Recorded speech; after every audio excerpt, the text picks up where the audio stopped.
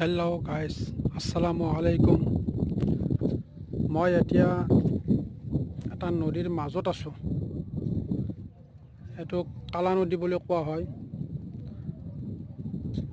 এই নদীৰ মাজত মই বাইক লৈ আহিছোঁ।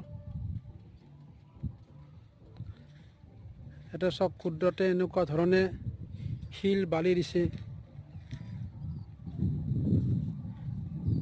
প্ৰত্যেক দিনে কিমান হাজাৰ গাড়ী ইয়াৰ পৰা চেণ্ট কেবল লোডিং হয়, তথাপিও আজিলৈকে শেষ কৰিব পৰা নাই। এই নদীটোত পানী একেবাৰে নাই বৰ্তমান, এনেই অলপ অলপ একদম পূৰা ফিনফিনা চিকচিকা পানী বৈ আছে।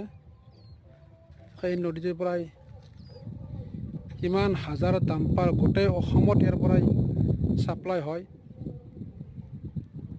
এই অকল শিল বালিৰ নদী, আৰু ইয়াতে শিল ভঙা কেশৰ কিমানটা আছে হিচাপ নাই।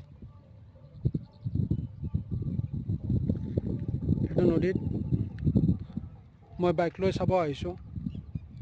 এতিয়া যিমান দূৰলৈকে দেখা পাব অকল শিল আৰু বালি, অকল শিল আৰু বালি। এখন মোৰ বাইক, মই একদম বাইকখন একদম নদীৰ মাজত ৰাখিছোঁ। আপোনালোকে চাব পাৰে কিমান দূৰলৈকে, আপোনালোকক মই যিমান দূৰলৈকে পাৰে সিমান দূৰলৈকে দেখাৰ কাৰণে চেষ্টা কৰিছোঁ।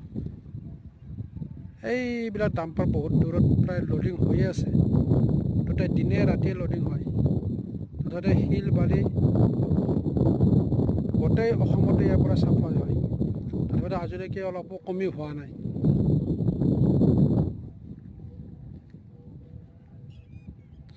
এই নদীটোৰ নাম হৈছে কালা নদী। এইটো মই কুমাৰীঘাটৰ পৰা ওচৰতে। এই নদীটোৰ পৰা ভূটান পৰা 10 কিলোমিটাৰ হ'ব। মই ভূটানৰ ভিতৰত গৈছিলোঁ তেল ভৰাবৰ কাৰণে, তেল ভৰাই লৈ আহিলোঁ। আহি তাৰ এই নদীটোত মই চাই আছোঁ অলপ। সেইটো মেইন ৰাস্তা। গতিকে গাইজ, এই ভিডিঅ'টো বেছি লম্বা নকৰোঁ, এইখিনিতে শেষ কৰিলোঁ। আসসালামু আলাইকুম।